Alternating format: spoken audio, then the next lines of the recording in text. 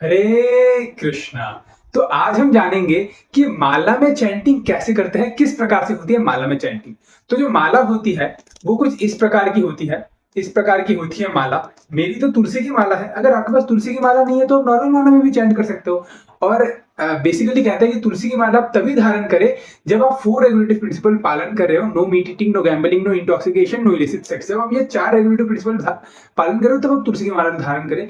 लेकिन हमारे आचार्य ये भी कहते हैं कि वेदर यू आर पायस और impious you can still chant of tulsi beads, क्योंकि तुलसी महारानी जो है ना वो भक्ति प्रदाता है, वो भक्ति देवी है। वो ये नहीं देखती कि कौन शुद्ध है कौन अशुद्ध है, वो सबके ऊपर कृपा करती है। और अगर तुलसी के बीच में चैंट करोगे तो ऑटोमेटिकली आप रेगुलेटिव प्रिंसिपल्स मानना शुरू कर दोगे। अच्छा, तो फिर आप जानेंगे कि तुलसी के बीच में चैंट कैसे करते हैं। तो नॉर्मल बीच में माला में चैंट कैसे करते हैं, तो कुछ इस प्रकार की होती है माला। और जब हम चैंट करते हैं तो सबसे पहले ये जो स्टार्टिंग बीट है इसे कहते हैं मेरू बीट। ये ऊपर का ये जो है ये है मेरू बीट। तो इसको पकड़ के हमें एक मंत्र बोलनी है। जब हम चैंट करेंगे ना तब इस उंगली को हमें यूज में नहीं लगाना, क्योंकि इस उंगली से हम दूसरों को पॉइंट करते हैं कि तुम गलत हो और मैं सही हूं। और ये उंगली कहीं कहीं जाती है, यहाँ जाती है, यहाँ जाती है, यहाँ कहाँ कहाँ जाती है। तो इस उंगली से हमें टच नहीं करना है माला को। हालांकि नॉर्मली हम पकड़ सकते हैं, लेकिन चैंटिंग के समय इस उंगली से टच नहीं करना है। इस उंगली के अलावा आप इन चारों उंगली से आप टच कर सकते हो। तो ऐसे करके माला को पकड़ना है, ये ऐसे करके लेना है, इसको बाहर रखना है और इस थंब फिंगर से हमें माला को पकड़ना है। तो ये जो मेरू बीड है इसे कहते हैं स्टार्टिंग पॉइंट, और ये है श्री कृष्ण चैतन्य महाप्रभु। इसे चैतन्य महाप्रभु माना गया है, जो कि हमें हरे कृष्ण महामंत्र के थ्रू राधा कृष्ण का प्रेम प्रदान करेंगे। ठीक है, तो ये जो स्टार्टिंग पॉइंट है इसको पकड़ के हमें क्या कहना है, एक मंत्र कहना है जिसे कहते हैं पंचतत्व मंत्र। यह है श्री कृष्ण चैतन्य प्रभु नित्यानंद श्री अद्वैत गदाधर शिवासदि गौर भक्तवृंद। यह मंत्र हमने बोल दिया। फिर बोलने के बाद हमें यहां से स्टार्ट करना है, हरे कृष्ण कृष्ण कृष्ण हरे हरे, हरे राम राम राम हरे हरे, हरे कृष्ण कृष्ण कृष्ण हरे हरे, हरे राम राम राम हरे हरे, हरे कृष्ण कृष्ण कृष्ण हरे हरे, हरे राम राम हरे हरे। ऐसे करते करते करते करते करते करते जब हम ऐसे करके सीधे जब हम वापिस से इस पॉइंट में ही आ जाएंगे, वापिस से जब हम इस एंडिंग पॉइंट यानी कि जो कि हमारा स्टार्टिंग पॉइंट है, जब हम वापिस से यहाँ पर आ जाएंगे तब हमें वापिस से इसको पकड़ के वही मंत्र कहना है, श्री कृष्ण चैतन्य प्रभु नित्यानंद श्री अद्वैत गदाधर शिवासदि गौर भक्तवृंद। यहाँ पर हरे कृष्ण बोल के हमें स्टॉप नहीं हो जाना है, इस मेरू बीट को पकड़ के वापस पंचतत्व मंत्र बोलना है। अब हम ये पंचतत्व मंत्र क्यों बोलते हैं, ये हम इसलिए बोलते हैं क्योंकि जब हम माला करते हैं ना तब माला करने के शास्त्र में क्या विधि दिया गया है कि माला करने के समय हमें उल्टा फुल्टा कुछ भी नहीं सोचना है, हमारा माइंड फुल्ली प्रभु के ऊपर एब्जॉर्ब होना है। नाम को मुख से बोलना है और कान से सुनना है और मन में कुछ भी गंदे विचार नहीं करना। लेकिन अब हम तो कलयुग के बद्ध जीव, हमारा मन तो भरा हुआ है गंदे विचारों से।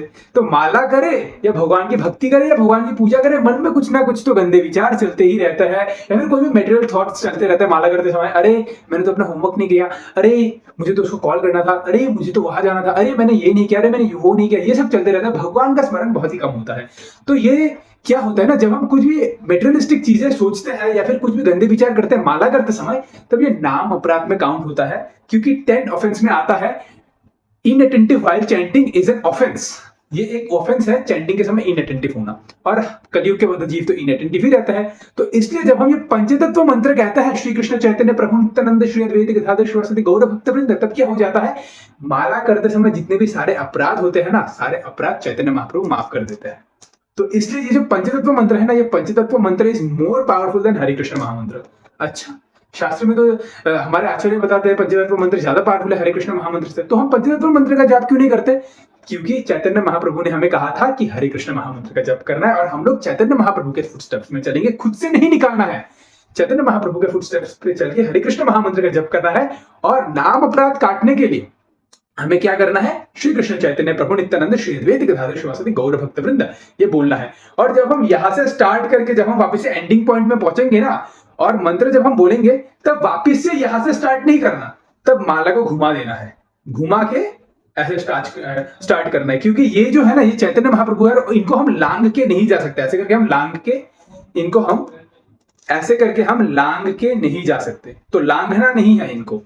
तो इसलिए जब हम आए, इधर पे खत्म हुआ, फिर ऐसे करके माला को घुमा देना है, इधर पे शुरू हुआ इधर पे खत्म हुआ है, माला को ऐसे घुमाना है, फिर इधर से स्टार्ट करना है, ऐसे करके चैंटिंग करना है। तो पहले क्लॉकवाइज, फिर एंटी क्लॉकवाइज, क्लॉकवाइज फिर एंटी क्लॉकवाइज, मतलब इधर आया, मान लो हमने एक छोटे बीट से हमने स्टार्ट किया, छोटे बीट से स्टार्ट किया, फिर हम बड़े बीट में आके हमारा एंड हुआ, तो जब हम घुमाएंगे तब वापस से बड़े बीट से स्टार्ट होगा, और जब बड़े बीट से स्टार्ट करेंगे और छोटे बीट में आकर एंड करेंगे, तो जब घुमाएंगे तो वापस से छोटे बीट से स्टार्ट होगा। तो ऐसे घुमा घुमा के हमें माला करना है, ताकि हमारा जो मन है वो इस संसार में ना घूमे, माला में ही घूमते रहे। तो ऐसे करके हमें माला करना है। और अगर कोई हरे कृष्ण महामंत्र का जाप नहीं कर रहा तो आप लोग जाप करना प्रारंभ करें और इस हरे कृष्ण महामंत्र का जाप करके अपने जीवन को सार्थक बनाएं। तो ऐसे करके माला हमें करना चाहिए। और क्या है ना, हमें माला को बाहर निकाल के नहीं करना चाहिए, इसको हमें चैंटिंग बैग में डालना चाहिए। चैंटिंग बैग के अंदर माला को हमें डाल के करना चाहिए। लेकिन क्यों हम चैंटिंग बैग के अंदर क्यों डालते हैं माला को? पहली बात तो माला गंदा हो जाएगा, अगर हम बाहर निकाल के माला जप करेंगे और बाहर रख देंगे ना माला, तो माला गंदा हो जाती है। तो इसलिए माला को गंदा नहीं करना है, माला को हमें पवित्र रखना है, क्योंकि माला में हम लोग भगवान का नाम जपते हैं। और दूसरा रीजन क्या है ना, कि ये जो चैंटिंग बैग जो होती है, शास्त्र बताते हैं अगर हम बाहर निकल के माला को में जप करते हैं ना, तो क्या होता है ना, देवी देवता हमारे माला का फल ले लेते हैं।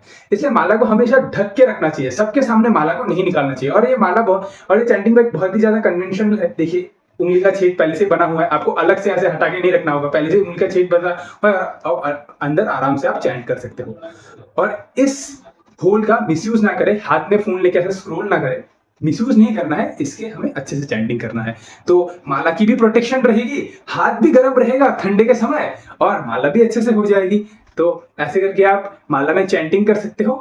हरे Krishna. Thank you very much for watching.